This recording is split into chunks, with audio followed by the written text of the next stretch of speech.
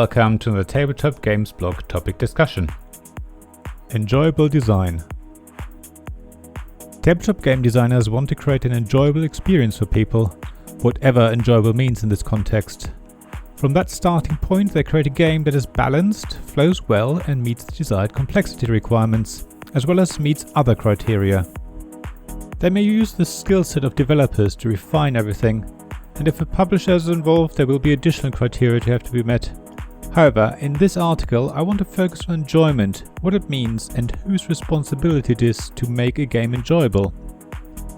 I think we all have different expectations when it comes to game enjoyment. Some love highly complex games, others really enjoy mathing out their turns, others love games with a lot of player interaction, and others still might prefer light, quick games. However, it isn't necessarily just mechanisms that are responsible for enjoyment. It can be very satisfying and therefore enjoyable to place highly detailed and chunky miniatures on a map, or create a tableau of beautifully illustrated cards. So components can be another part of game's enjoyment. Physical interactions are also often responsible for creating fun and enjoyment in a game. These are often based on game mechanisms, but I want to still list them separately, because the fun of having to contort your body in games like Yogi is a result of the underlying mechanism. Similarly, it can be very satisfying to roll 10d6 dice, which is also more of a tactile experience. All of these physical interactions result in emotional responses, which are another component when it comes to creating an enjoyable game. Some games focus very much on emotional responses and try to influence our feelings directly, often through text and by forcing us to make decisions that have a direct or indirect impact on other players in the game. Just think of Fog of Love as an example, which has beautiful components, but I think for most people the enjoyment comes from the decisions they have to make and the role they take on in the game. Given these different sources of enjoyment in a game, the answer as to who is responsible for creating this enjoyment will differ. I think at the core it will always be the game's designer, and possibly developers and publishers, but let me simplify this, and for the purpose of this article, allow me to just say it's the designer's responsibility. But ultimately, some or all of the responsibility will be transferred to us as the players for some of these sources of enjoyment. Let's start with mechanisms. These clearly are created by the designer, so it's their responsibility to ensure they create the intended kind of enjoyment in the game. However, after that, it is up to us to ensure we buy games that create the sort of enjoyment we want. If we buy the wrong games, we can't blame the designer, even though you could argue that sometimes it's not clear what to expect from a game. Yet, these days there are plenty of playthrough videos and reviews that allow us to get a good idea about whether a game is for us or not. Saying that, it's not just black and white, of course. There are games that mostly meet our expectations, but there might be a couple of gripes. I think there's no reason why you can't introduce your own house rules to make a game fit your expectations better. And when I say your expectations, I mean the expectations of whoever plays the game, of course. Of course, if you end up having to make drastic changes or more than a couple of tweaks, then it's more likely the game just isn't for you. Also, don't forget to give a game a few plays before deciding whether a house rule is actually needed. After all, in the great majority of cases, the designer put the rules in place for good reason, and you run the risk of missing out on certain aspects of the game's enjoyment if you change them. It's all about balance though, because the enjoyment that a designer has intended for the game may just not be something you enjoy. There's another issue related to mechanisms, and that is the problem of alpha players taking over in cooperative games. I would argue that it is really up to us to decide who we play with, and the decision will depend on whether a designer has put checks in place to reduce the influence of an alpha gamer.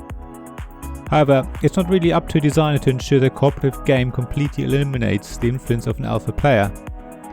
As I said, it is up to us to know whether we will enjoy a specific cooperative game if we play with certain people, or whether we should choose a different type of game, cooperative or not, when we plan a games night with an alpha player.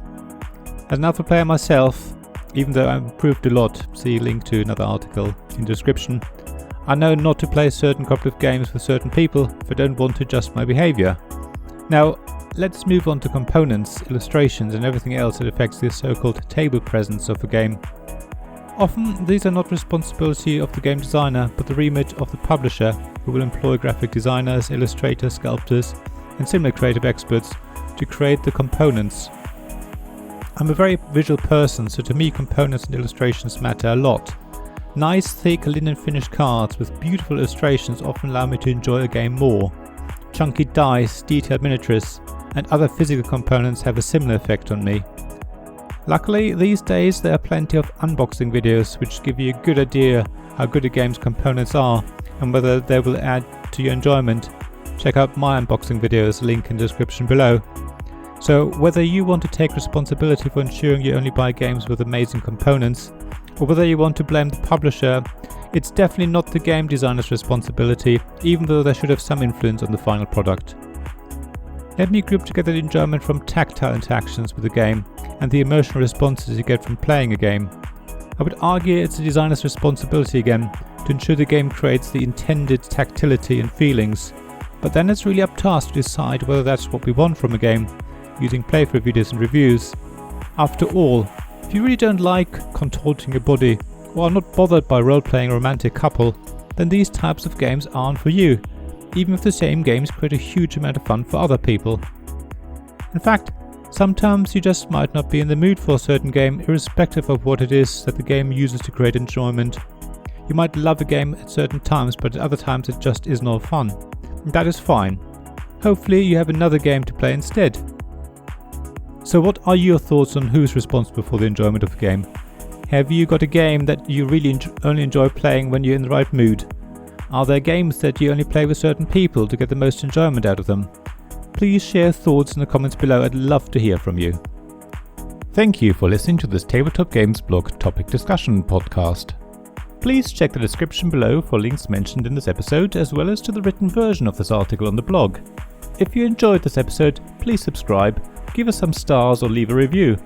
Please also tell your friends about me, and if you want to offer financial support, check out my Patreon and Ko-fi pages, links to which you'll find in the blog at tabletopgamesblog.com. So thank you again for listening, and I hope to see you again soon. This podcast is made possible by the generous help from our Patreon supporters: Royal Patron Sean Newman, the UK half of Gamelot; Castle Guard David Miller of Subquark Publishing; Dice Masters James Naylor, publisher of Magnate the First City, and Paul Grogan of Gaming Rules; and Shining Light Robin Kay of Rune Sky Games, Sarah Reed of Resourceful Games, Tim Vernig, and Richard Simpson of We're Not Wizards.